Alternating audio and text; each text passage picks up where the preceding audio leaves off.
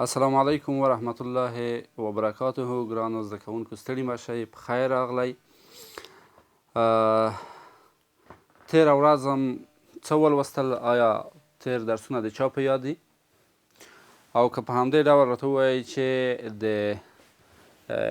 خط او د دایرې حالات څو وو، په څه ډول وو، څه رقم حالات یې وو، یو مرور پرې وکړئ، تکرار یې کړئ او بیا راځو نو نوي درس ته. نوی درس د موږ تاسو نه هم مخکې دی. موضوع د درس هم ده د دایرې موقعیت نسبت یوه بل ته. تاسو دغه انځور په پام کې ونیسئ، ګورو چې دا هم دوې دایرې دي او په همدې ډول یو فعالیت سرته ورسوئ چې دوې دایرې داسې رسم کړئ چې یو له بل سره یو ګډ ټکی ولري، دوه ګډ ټکي ولري او یو بل سره هیڅ ګډ ټکی ونه لري. د دایرو د مرکزونو ترمنځ اوږدوالی په پورته حالتونو کې د هغو له شاو سره پرتله کړئ. کله چې تاسو دا فعالیتونه هم ترسره کړل، چون دا ټولګی کې اوس موږ تاسو نشته یو، کورنی ټولګی دی یا کورنی ښوونځی ورته وایو، نو زه هم راځم په دې هکله دغه پورته فعالیتونه تاسو ته عملا د تختې په مخ باندې ښیم او تاسو به سره وایئ، تاسو به د موږ ملتیا کوئ. که چیرې موږ داسې دوې دایرې په نظر کې ونیسو، مثلا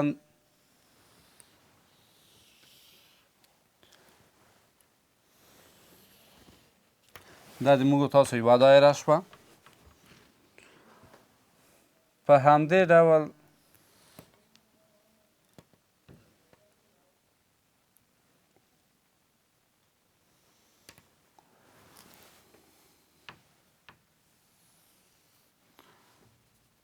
د موږ دوې دایرې شوې که د یوې ته موږ او او بله د او زبر دایرې په نامه باندې وښیو، د دې شاوې وڅېړو. مثلا دا د موږ آر زبر شا شوه او دا هم د موږ آر شوه او د دوی دواړو د مرکزونو ترمنځ واټن دغه د دواړو دایرو د مرکزونو ترمنځ واټن هم په ډي سره وښیو.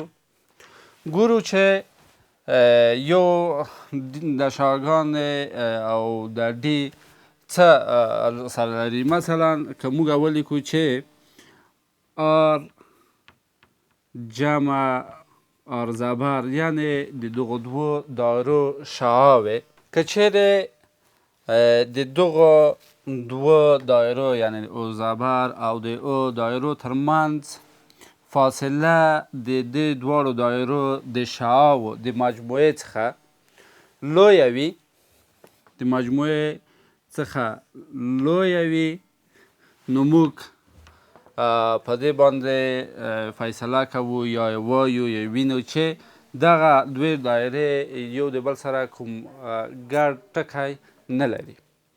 او په همدې ډول بیا نورې دوې دایرې په نظر کې نیسو. مثلا په دې ځای کې په نظر کې نیسو چې یوه د او زبر شي او بله هم د او دایره شي. په دې ځای کې هم موږ د دې ترمنځ واټن هم څېړو او د دې شاوې هم ګورو. دا د موږ تاسو آر او هم آر زبر او دغه فاصله موږ د دواړو دایرو ترمنځ په ډي سره ښیو. که چیرې د دواړو دایرو شاوې مساوي شي د دواړو دایرو د مرکزونو ترمنځ د فاصلې سره، نو په دغه وخت کې یعنې ډي د موږ مساوي شي په آر جمع آر زبر سره، په دې وخت کې د موږ دایرې یو د بل سره څنګه دي؟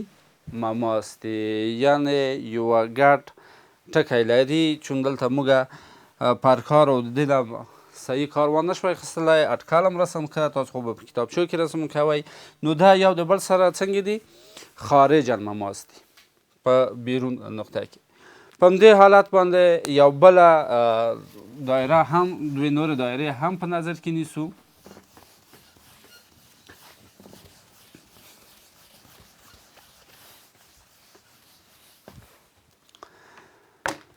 که چیرې موږ دوه داسې دایرې ولرو چې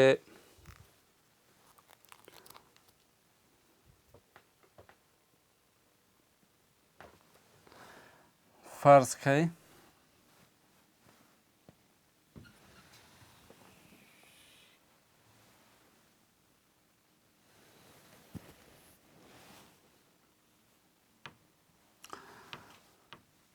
دا د موږ تاسو او دایره شي او بله دایره هم دې ته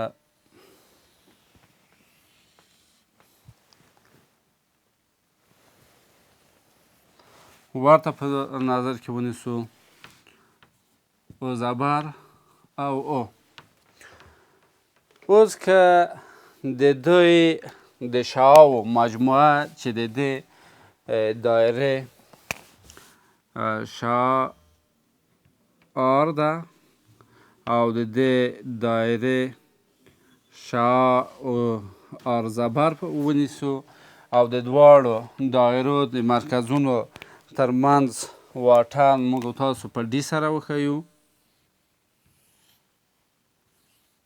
په ډي سره. د وخته موږ وویل که چیرې د مجموعو د دواړو شعاعو مجموعه لویه وي نو په هغه کوچنۍ وي د کرښې د دواړو دایرو د مرکز د فاصلې څخه، نو یو د بل سره اړیکه نه لري یا د لرې پرتې دي. او که چیرې د شعاعو مجموعه مساوي د ډي سره یا د دغه دواړو دایرو د مرکزونو ترمنځ فاصلې سره مساوي شي، خارج المماس راځي. اوس په دې حالت کې ګورو چې په دې کې به څه پیښیږي. که چیرې موږ تاسو دلته دې ته نظر وکړو نو موږ ته په لاس راځي چې آر جمع آر زبر دا څنګه دی؟ لوی دی د ډي څخه، یعنې دغه فاصله د دواړو دایرو د مرکزو ترمنځ واټن نسبت د دوی د شعاعو د مجموعو څخه کوچنی دی. نو په دې ځای کې دغه دواړه دایرې یو د بل غوڅې یا قاطع دایرې ویل کېږي چې یو د بل سره قطع کړي. یا په بل عبارت داسې هم ویلی شو که چیرې د دوی د شعاعو مطلقه قیمت د تفریق حاصل یعنی آر منفی آر زبر دا کوچنی وي د ډي څخه، دا کوچنی د ډي څخه وي او ډي کوچنی وي د دوی دواړو شعاعو د مجموعې څخه. په دې حالت کې موږ وایو چې دا دواړه دایرې یو بل سره قطع کوي. بل حالت دی که چیرې موږ داسې دایرې په نظر کې داسې دایرې ولرو چې د هغو د مرکزونو ترمنځ واټن صفر وي، یعنې متحد المرکز وي. د دواړو دایرو ترمنځ فاصله به څه وخت صفر کېږي؟ په هغه وخت کې صفر کېږي ګرانو ملګریو چې د دوی دغه یو په بل باندې پرتې وي، یعنې مرکزونه یې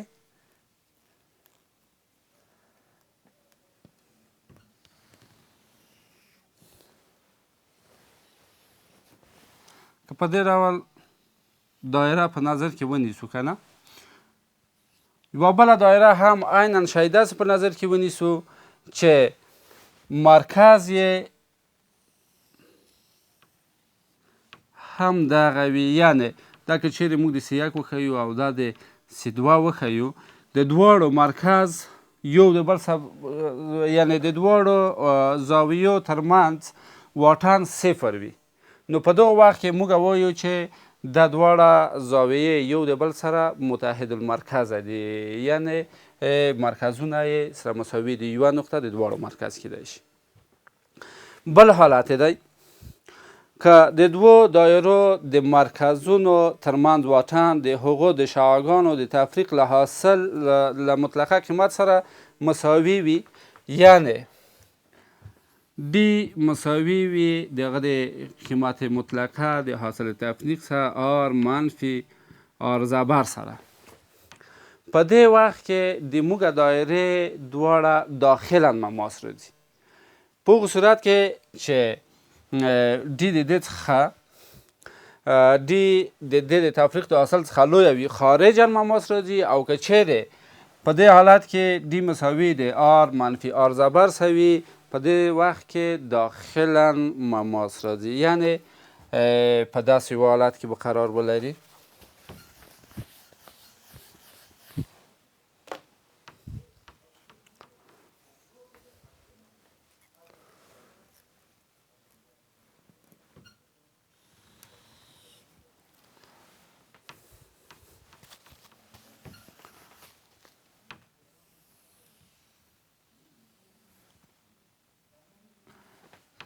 د بلې فاصله مثلا دا د او شوه که نه، موږ وایو چې د دې ترمنځ واټن د شعاګانو د مطلقه قیمت د حاصل تفریق څخه کوچنی وي، نو په دې ځای کې راځي، نو دا داخلا مماس، چون موږ اټکلي رسموو، کله چې تاسو رسموئ کاغذ په پرکال باندې هغه دقیق راځي. په دغه حالت کې د موږ تاسو دایرې یو د بل سره داخلا مماس کیږي.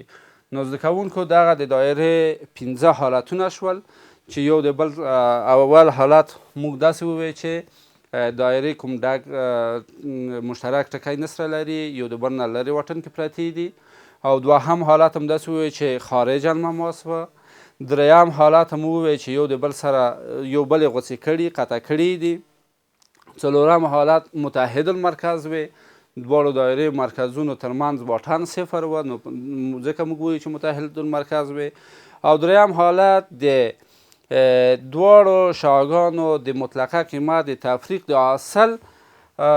حاصل مساوي وه د دواړو دایرو د شعاو ترمنځ، یعنې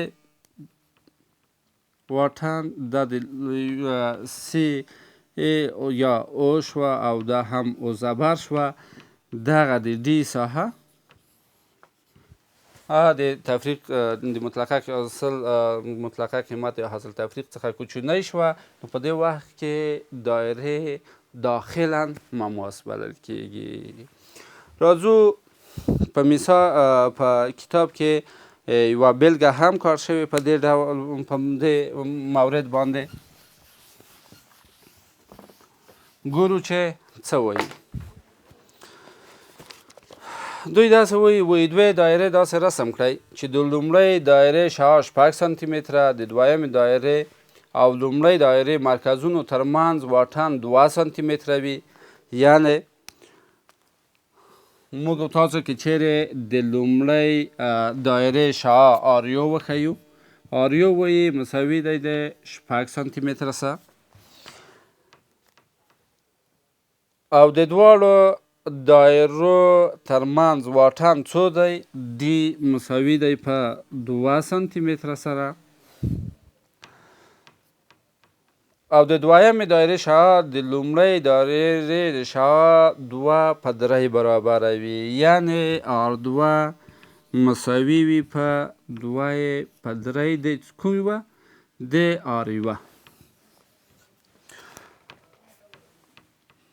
نو موږ تاسو په دغه ځای کې د آر یوه قیمت کیږدو، لیکو چې آر 2 مساوي کیږي 2/3 د آر یوه قیمت څو دی؟ 6 سانتي متره دی، 6 سانتي متره. درې د دې سره اختصاروو، نو آر 2 به د موږ مساوي شي په څو سره؟ په 4 سانتی متره سه. اوس موږ دغه شعاع ګورو د ډي د فاصلې څخه. ډي د موږ څو ده؟ 2 سانتی متره ده. نو موږ ویلي وو که چیرې ډي مساوي د R1 منفي R2 د قیمت مطلقه سره شي، نو په دغه وخت کې څه رقم دی؟ داخلا مماس بلل کیږي.